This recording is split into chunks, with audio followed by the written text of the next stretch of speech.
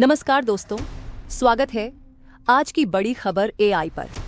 आज की खबर में हम बात करेंगे एक अहम कानूनी मामले पर जिसमें सुप्रीम कोर्ट ने 1991 के places of worship special provisions act के खिलाफ एक नई याचिका सुनने से इनकार कर दिया है।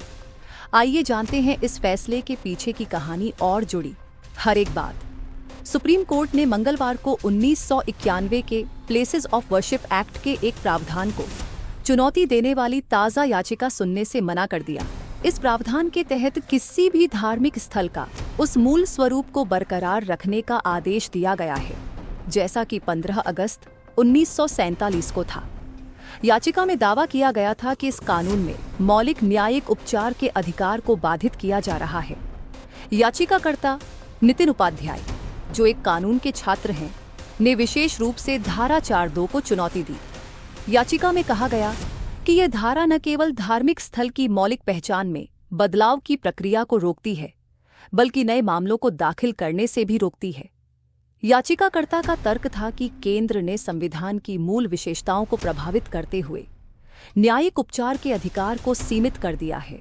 साथ ही उन्होंने यह भी कहा कि यदि संरचनात्मक परिवर्तन से स्थल की असली धार्मिक पहचान बहाल की जा सकती है, तो ऐसे परिवर्तन को अवरुद्ध नहीं किया जाना चाहिए।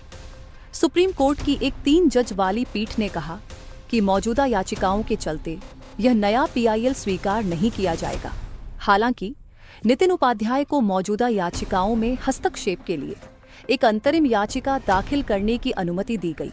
कोर्ट ने स्पष्ट किया कि यह मामला पहले से चल रहे कई याचिकाओं में ही विचाराधीन है, जिनमें विभिन्न पक्षों द्वारा कानून की वैधता पर सवाल उठाए जा रहे हैं।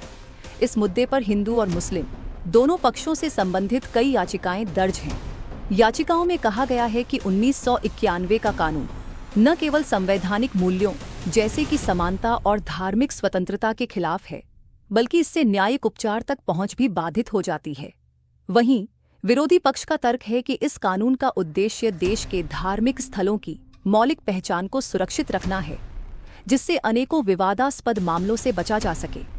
याचिका के खिलाफ चुनौती देने वाले पक्ष में भारतीय राष्ट्रीय कांग्रेस CPI-ML, AIMIM के प्रमुख Asaduddin Owaisi, Jamiat Ulama-e-Hind, India Muslim personal law board और कई अन्य संस्थाएं शामिल हैं।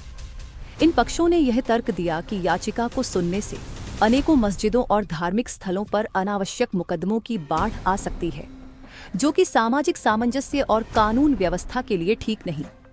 तो दोस्तों, इस खबर से यह स्पष्ट होता है कि देश में धार्मिक स्थलों के संरक्षण और न्यायिक उपचार के अधिकारों के बीच संतुलन बनाए रखना कितना चुनौतीपूर्ण है।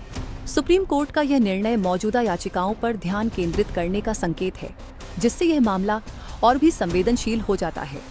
जैसे ही आगे की सुनवाई निर्धारित होगी, हम आपको हर अपडेट के साथ आज की बड़ी खबर एआई पर ले आते रहेंगे।